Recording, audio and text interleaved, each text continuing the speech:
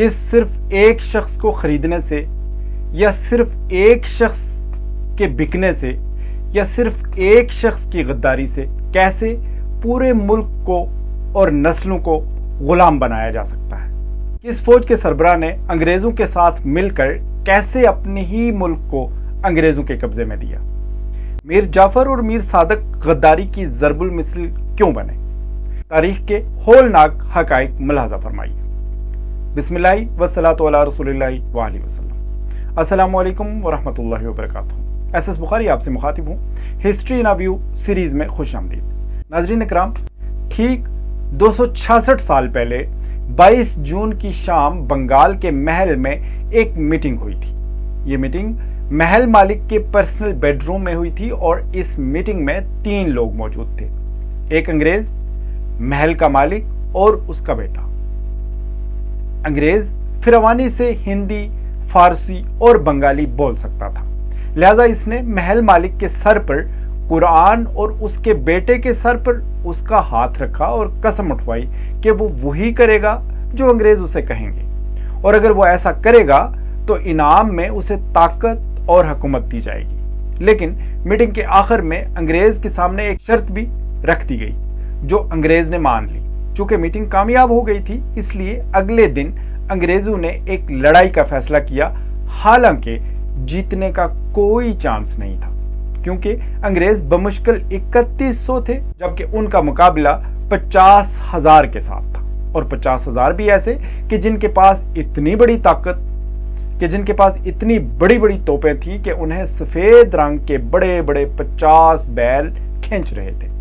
ان بیلوں کو بہار میں بریڈ ہی اسی مقصد کے لیے کیا گیا تھا کہ وہ لوہے کی توپیں کھینچ سکے، اور ہر توپ کے پیچھے ایک بڑا ہاتھی اسے دھکا دے رہا تھا۔ اگر آپ نے دیکھا ہو تو lord of the rings film کا ایک سین بھی اس منظر سے انسپائرڈ ہو کر فلمایا گیا ہے، لیکن انگریزوں کو ان بیلوں یا توپوں یا ہاتھیوں کی فکر نہیں تھی، کیونکہ وہ ایک کامیاب میٹنگ کر چکے تھے اور ہوا بھی وہی جس کی انہیں امید تھی۔ جب لڑائی شروع ہوئی تو 50 میں سے 45,000 فوج خاموشی سے پیچھے ہٹ گئی، اور محض 11 گھنٹے کے اندر بنگال کا پورا صوبہ انگریزوں کی جھولی میں جا چکا تھا۔ اور ایسا گیا کہ صرف اگلے 100 سال میں انگریزوں نے بر صغیر سے لے کر برما تک کے علاقوں پر اپنا راج قائم کر لیا۔ لیکن آپ کو یاد ہے کہ میٹنگ میں انگریز کے سامنے ایک شرط بھی رکھی گئی تھی۔ وہ شرط تھی کہ جیتنے کے بعد انگریز ایک مخصوص شخص کی بے حرمتی کریں گے، اور وعدے کے مطابق انہوں نے ایسا ہی کیا۔ ایک خاص لاش کو ساری رات جعفر گنج دریا پر پڑا رہنے دیا گیا، اور اگلی صبح اسے ہاتھی پر ڈال کر پورے شہر میں گھمایا گیا، یہاں تک کہ جان بوجھ کر اس کی ماں آمنہ بیگم کے گھر کے سامنے سے بھی گزارا گیا۔